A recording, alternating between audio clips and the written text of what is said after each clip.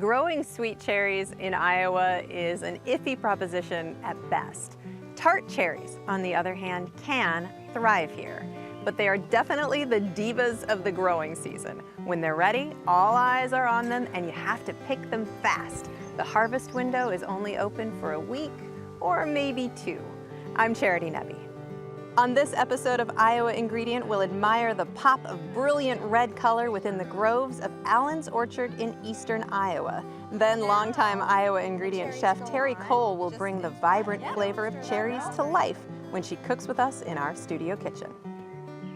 All that and more coming up next on Iowa Ingredient.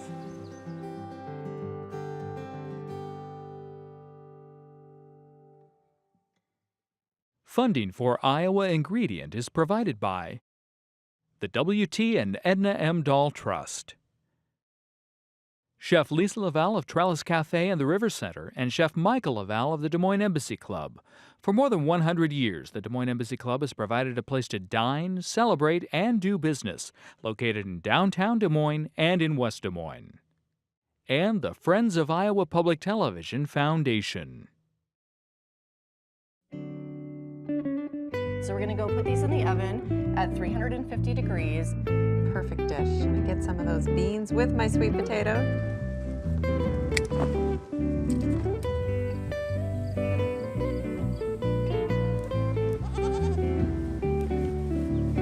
Bit of salt. Wow.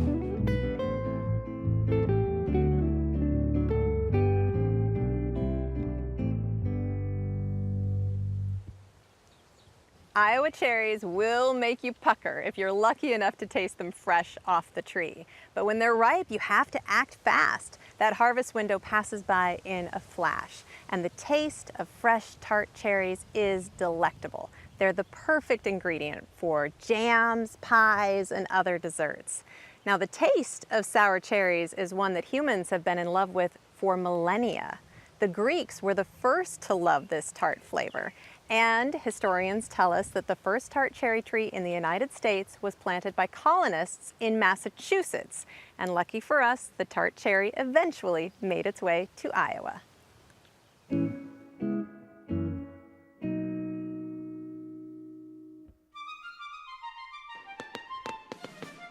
No other holiday says summer better than the 4th of July.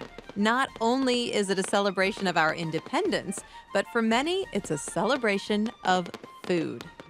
Barbecue experts fire up their grills to braise, simmer, and sear meats to perfection. It's a time for fun, fresh salads, for picnics and outdoor excursions. And of course, all of this is topped off with divine desserts. Now, Independence Day desserts can take any number of forms, from bars to cookies to pies. But one ingredient takes center stage at this time of year, one that should absolutely be celebrated in its own right. I'm talking, of course, about cherries.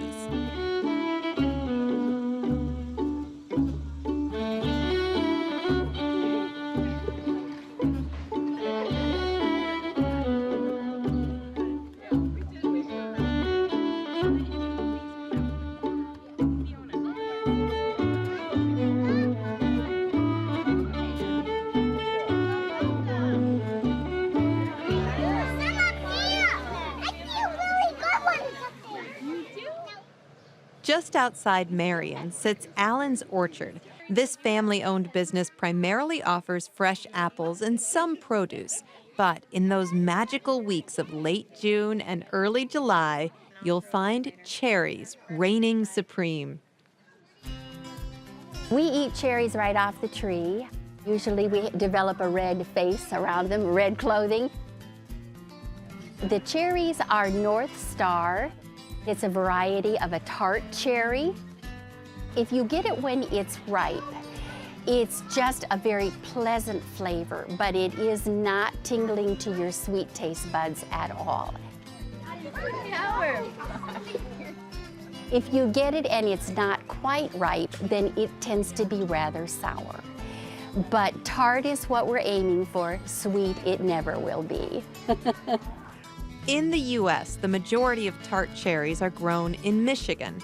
They also grow well in most of Iowa, but finding them fresh can be a terrific challenge. This one looks good. Yeah. The cherries are very, very popular at this time of year for people who like to make baked goods, make cherry turnovers or jams or jellies, or just eat. We are actually going to try to make a cherry pie. So now that they know we are here and are able to provide U-Pick, people are excited, and we're very happy to be able to serve them. Cherry trees really do not take a tremendous amount of care. Some of the trees will bear better than others. So every year is just a little bit different. Do you need help? Do you want the stem or no stem? You sort of pinch it, and hopefully you get the stem with it. And that will keep the cherry the freshest for you to use. If you're ready to eat the cherry, you just reach for the cherry that's the deepest in color, and you pull the cherry off. And then you can either eat, bake, jam, or freeze, and your cherries are good. Versatility in baked goods, numerous health benefits, and even the beautiful blooms in spring allow the cherry to be among the few highly prized and sought-after summer ingredients. An ingredient that will tantalize your taste buds like few other foods can.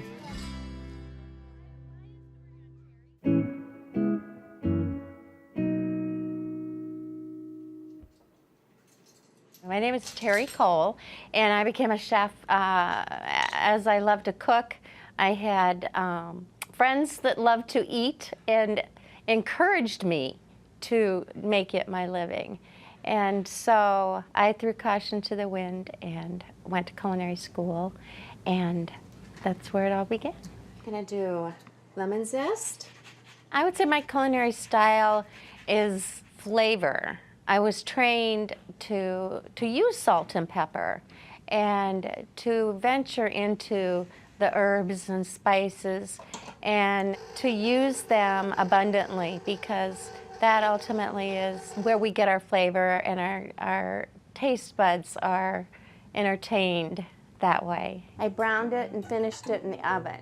Chef Terry Cole is a caterer and culinary educator in central Iowa. She has cooked with us many times in our studio kitchen and is always full of encouragement as she shares her culinary knowledge. Just a little bit of moisture of the olive oil. I believe that my gift of passion for food was meant to be shared, and that's where I get my glory and my passion and my fulfillment is sharing it with others and empowering them and demystifying food. Thank you, good job. When I'm cooking, it makes me very happy. I may take a whisk and dance behind the island just because I love so much what I do. I get a little giddy, but yes. Yeah, when I'm cooking, it makes me very happy. Let them eat cake. Oh, you saved that one up. When I work with Charity Nebbe, I feel like she's my sister, that we just laugh and have the same wavelength, and it's a joy. Nice tag team walking. Good job.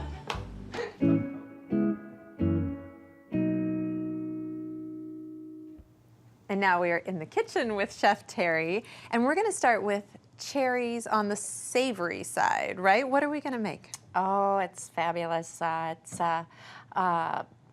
maple bacon wrapped pork tenderloin with dried cherries and rosemary sauce. Oh my goodness.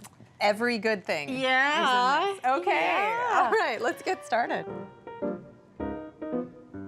This is a pork tenderloin. They're average 2 pounds. So we took and spiral wrapped the maple bacon around it with toothpicks, and we're going to sear that.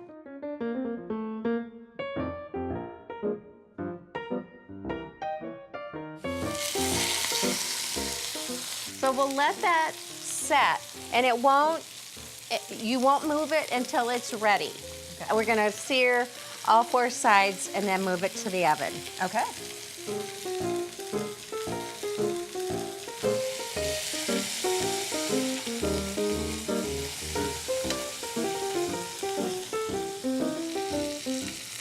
Right, does that look ready to go in the pan? I think so. It's got just the best color of brown, that bacon you want to be crispy. And the maple aroma is to die for. That's so good. It adds a nice aroma, doesn't it? It does. All right, so here, we'll put the pan right there. Perfect. And this is gonna go in the oven now.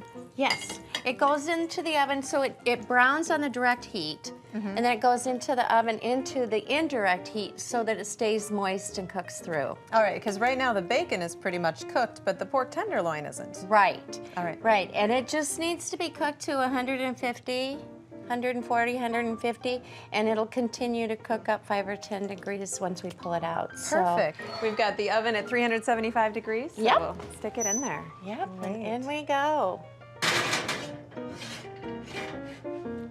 Great. How do we make the sauce? This is the residual fond, F-O-N-D, is the bits, what they're called in culinary terms. All right, and there's a it's- lot of flavor there. Yeah, there is, with the rendered bacon fat. So we want to take advantage of that for the sauce. All right. Well, first we're going to put in the onion, All right, red onion here. and then give that a little bit of a stir. I think that what we like to do is stir, stir, stir, but the best thing is just to get it laid out and let it attach and connect and cook. Okay. Okay, we'll go ahead and sprinkle in the sliced. I like to slice the garlic instead of mincing it. Okay. We can also, at this time, I like to add the cherries, And these are dried tart cherries. dried tart cherries. And so they can cook along with the onion and the garlic and the bacon fat. So they'll in essence macerate and absorb those flavors and vice versa. You can already see those onions caramelizing. Yes, That that's great flavor. more flavor. Yeah. All right. At this time, you can also add the rosemary. This is ground rosemary rather than the rosemary leaves that are a little bit prickly. Terry, why do you like to cook with dried cherries? They are sweeter, and they haven't got the moisture content that they're going to exude. Right. So Rather if we than put in these- this many that were not dried, we'd have a soup. It would steam, yes. Yeah, okay. So this will all saute together and Nice. absorb the taste. Nice. Let's go ahead and add the chicken broth.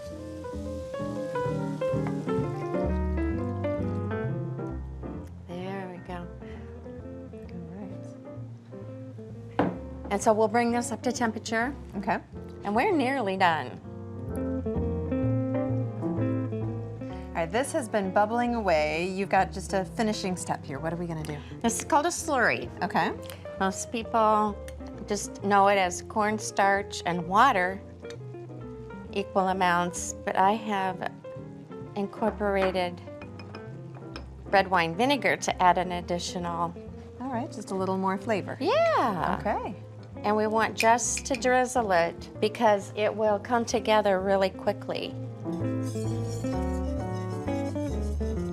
You'll notice the sauce has tightened up even already. Yeah.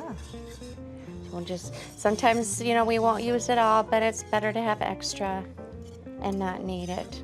That's our sauce. That's beautiful. Well, the pork turned out beautifully. That couldn't be more perfect. It is textbook, isn't It is. So we're gonna slice that up. Yes. And you pulled the toothpicks out. You took the temperature to make sure that it was fully cooked. And it's gorgeous. And the smell of the bacon, and so we're gonna just cut into it. And it should be pink and juicy. And then we can sauce Sauce on it. top. Terry, this is like a special occasion meal. This is an anniversary meal, or just, I suppose you could have it for any old day, but it seems so special. It's really beautiful. It is. Thank you for saying so. And the beauty is, too, you could use a chicken breast or what have you in place of it. So. Oh, yeah, that's just glorious. Oh, Chef Terry, what a masterpiece. Thank you. Thank you so much. All right, now it's time to make dessert, right? Yeah, the grand finale. What are we gonna make? It's gonna be a cherry amaretto clafouti. Clafouti. Isn't it a fun word? That is a fun word. What does it mean? It's a French cake. Okay. And so, I love cake. yeah. Oh, I know. Yeah. So it's right. just a different variation of a sort of like an upside down cake. Okay. Okay. All right, and we've got sweet cherries this time. Sweet cherries this time. These are frozen, and so if they're frozen, leave them frozen. If they're fresh, that's fine. It's just that these will emit a lot of juice. Okay. If they're thawed. And it's such a brief cherry season. We have to use a lot of frozen or dried to really get the most out of our cherry crop, don't we? Right. All right. Okay. So let's put this cake together. Okay. So we're first going to put the sugar in. This is going to give the sort of a glaze to the bottom of it. Oh, nice. And this is a springform pan. It is. Which is important. That's going to come into play in a little while. Yep, and the reason for the foil is in case it happens to leach out of the spring form, the foil will catch it. So I'm going to put this butter in, and the butter's going to melt into the sugar, and then we'll put the cherries in. So we want that butter to melt into the sugar. Yes, the butter and the sugar melt together, and they form like a glaze. Okay, so I just For put the this in the cherries. oven for just Yep, a little while. Yep, just for it to melt. All right.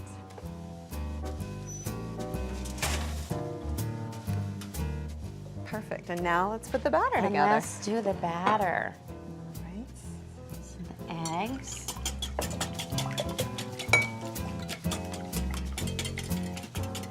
Those yolks broken up. Uh-huh. All right. And sugar.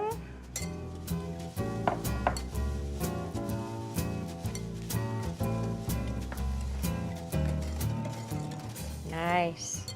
And then baking powder, All right. little leavener.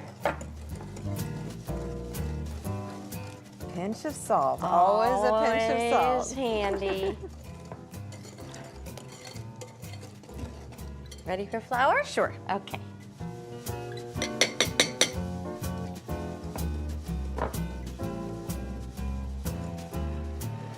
All right, now you've already added the amaretto into the milk, right? Right.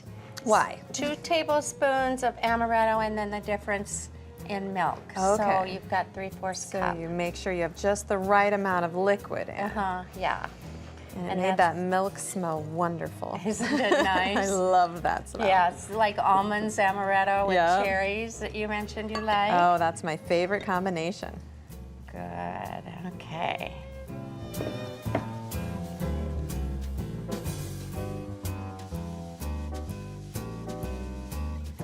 All right, you think we're ready? Oh, that looks so luscious. Nice. Perfect. All right. Nice And melting. what's next? So next we'll get out the pan that we've melted Okay. the butter and the sugar in. How about Perfect. that?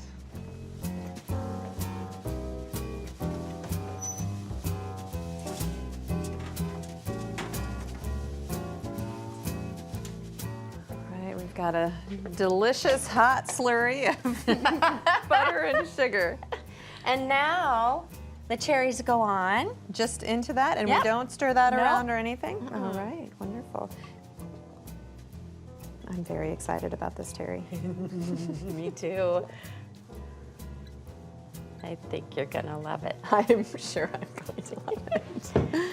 All right. Now the batter goes in. Yeah, just sort of evenly pour it ever so lusciously. It's so over the beautiful top. already.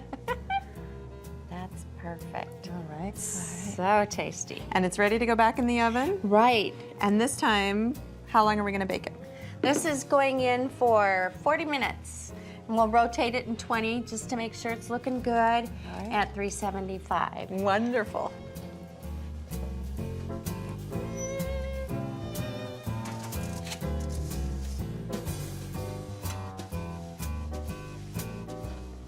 It's got that caramelized sugar on the bottom and those beautiful cherries. Let's eat some cake. Let's do. Yeah, and then a little bit of whipped cream on top. Okay. Oh, a little bit there. Perfect. Just like that. All right, let's try Okay. this. All right. It turned out perfectly. Look at this. Gonna get a big cherry, aren't you? Yes, yes I am. Oh, I got one too. Oh, that is so moist. The amaretto is a beautiful flavor. And you get a pop of cherry. Yeah, That is is good. delicious. Thank you. Terry, glad thank you like so it. much. My pleasure. I'm gonna have more. Let's go.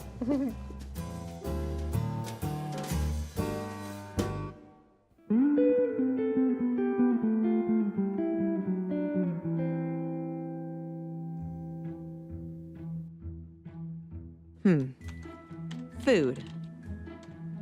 No, that's not it. Food writing. No.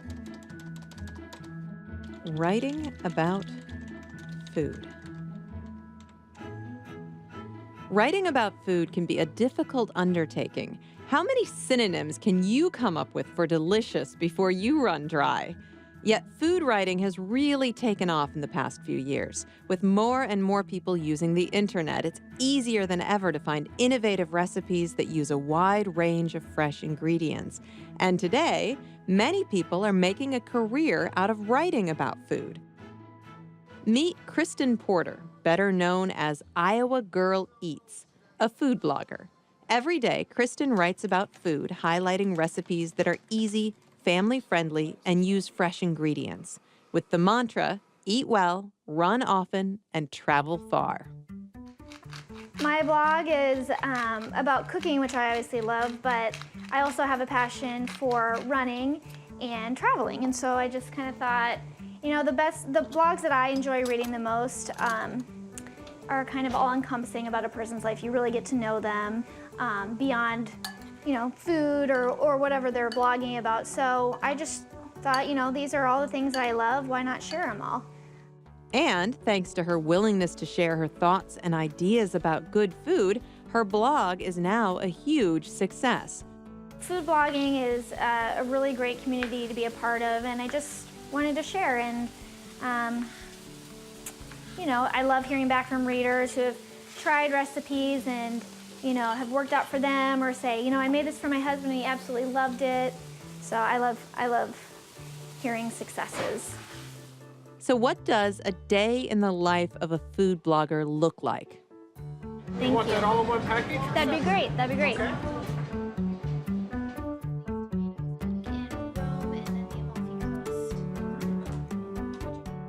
You know, I always tell people that actually cooking and writing the post takes the least amount of time. It's all the back end work, answering emails, managing different relationships outside of the blog, tech, marketing, PR. That really takes up the bulk of my time. To find inspiration, Kristen visits local farmers markets, reads other blogs, or experiments with dishes she's made in the past. Well, I think we have a unique opportunity living in the Midwest. You know, we're surrounded by farms and fresh ingredients, whether that be produce or meat, protein. So, you know, all of that can be found locally or within a short distance. Food blogging is a rather new career. Blogs all over the world share a similar theme, a platform to share thoughts and ideas on food, baking, recipes, and health. If you have a question about a certain recipe or ingredient, chances are pretty good you can find an answer on a food blog. Blogging is a very new profession, I guess I would say. It's something that didn't necessarily exist 5 or 10 years ago. So, you know, I found myself in a very unique and special position to do this full time. With the explosion of social media sites like Twitter, Facebook, and Pinterest, food bloggers now have even more ways to share their writing, creations, and ideas with the entire world. I just get excited writing about food. I love to eat, I love to cook, and I guess the most exciting thing about writing about it is sharing with other people. And You know, our society is so social now with Facebook and Twitter and Pinterest and Instagram that, you know, people are more receptive to sharing ideas than ever. And so that's my favorite part, is just sharing what I'm creating in the kitchen. Writing about food. If you have a passion for writing, a love of great food, and the desire to share your recipes with the world, you could well be on your way to creating the next must-read blog. That's it for this week's show. Thank you for exploring Iowa's edible landscape with us. I'm Charity Nebbe. See you next time for another foodie adventure on Iowa Ingredient.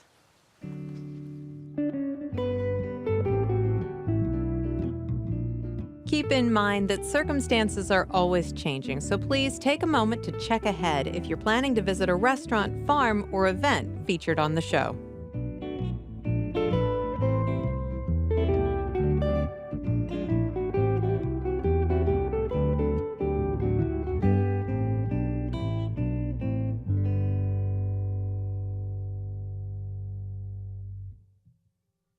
Funding for Iowa Ingredient is provided by the W.T. and Edna M. Dahl Trust, Chef Lisa Laval of Trellis Cafe and the River Center, and Chef Michael Laval of the Des Moines Embassy Club. For more than 100 years, the Des Moines Embassy Club has provided a place to dine, celebrate, and do business, located in downtown Des Moines and in West Des Moines. And the Friends of Iowa Public Television Foundation.